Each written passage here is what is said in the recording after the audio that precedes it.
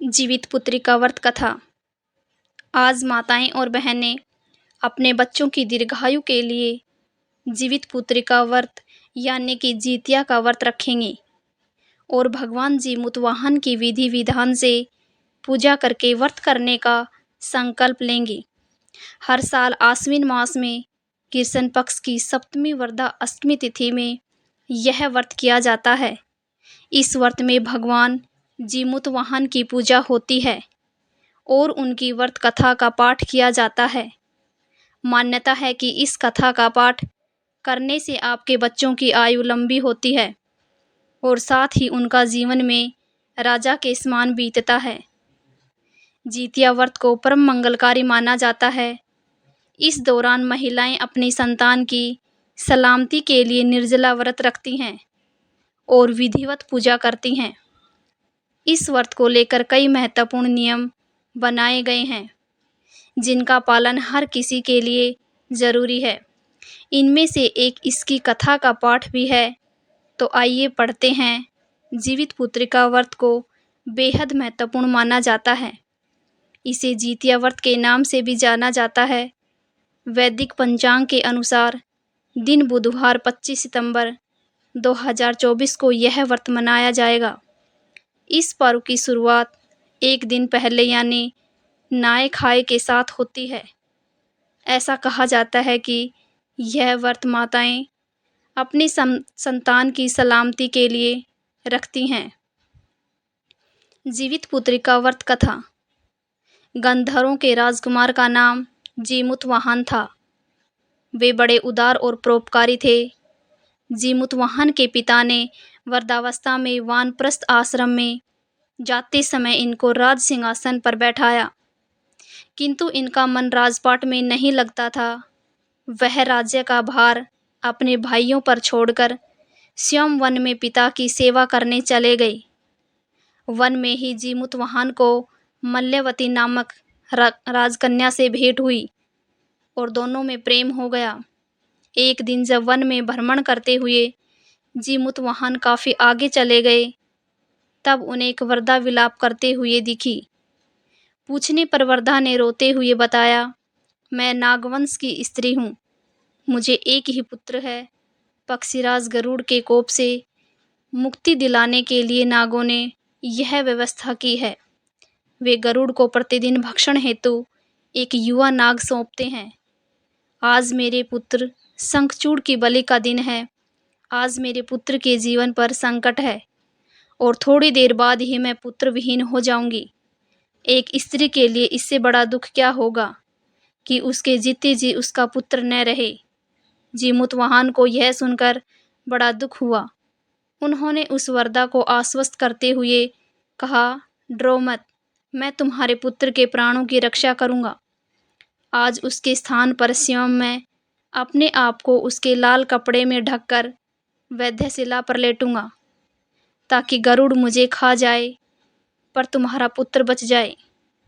इतना कहकर जीमुतवाहन ने शंखचूड़ के हाथ से लाल कपड़ा ले लिया और वे उसे लपेटकर गरुड़ को बलि देने के लिए चुनी गई वैद्यशिला पर लेट गए।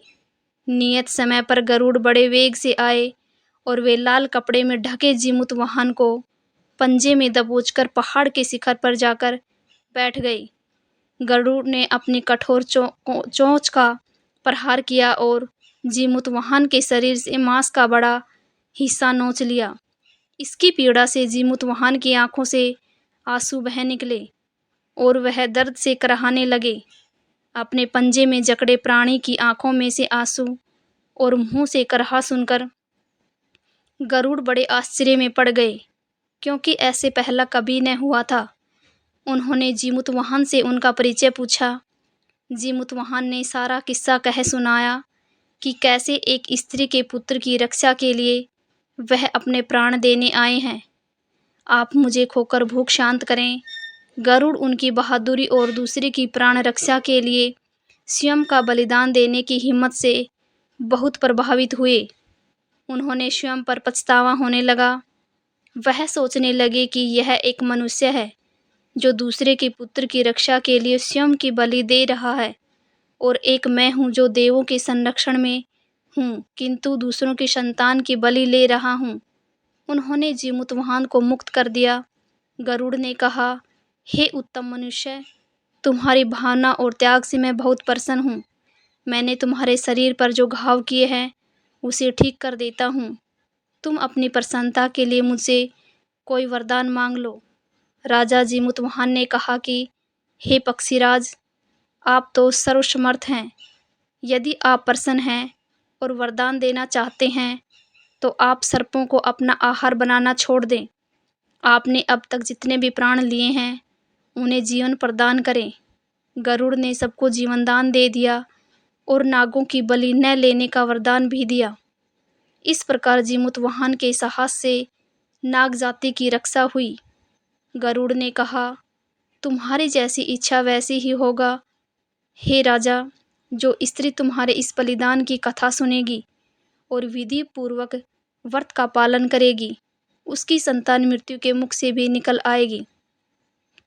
तब से ही पुत्र की रक्षा हेतु जीमूतवाहन की पूजा की प्रथा शुरू हो गई। यह कथा कैलाश पर्वत पर भगवान शंकर ने माता पार्वती को सुनाई थी।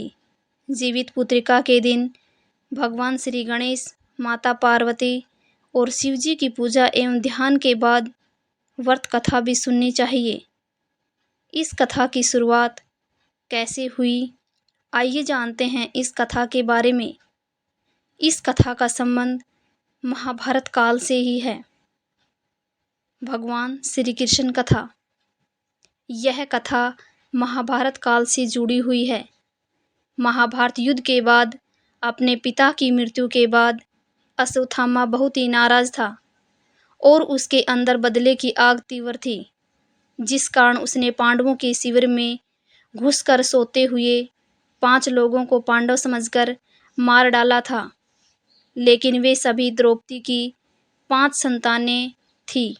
उसके इस अपराध के कारण उसे अर्जुन ने बंदी बना लिया और उसकी दिव्य मणि छीन ली, जिसके फलस्वरूप अश्वत्थामा ने उत्तरा की अजन्मी संतान को गर्भ में मारने के लिए ब्रह्मास्त्र का उपयोग किया, जिसे निष्फल करना नामुमकिन था।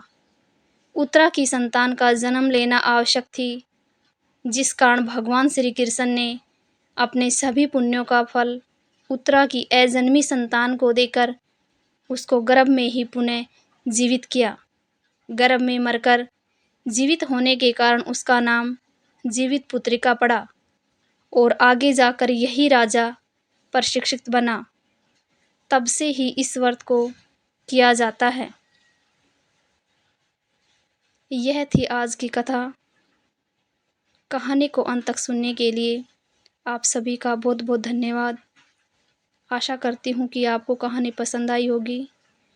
पसंद आई है तो चैनल को सब्सक्राइब करें।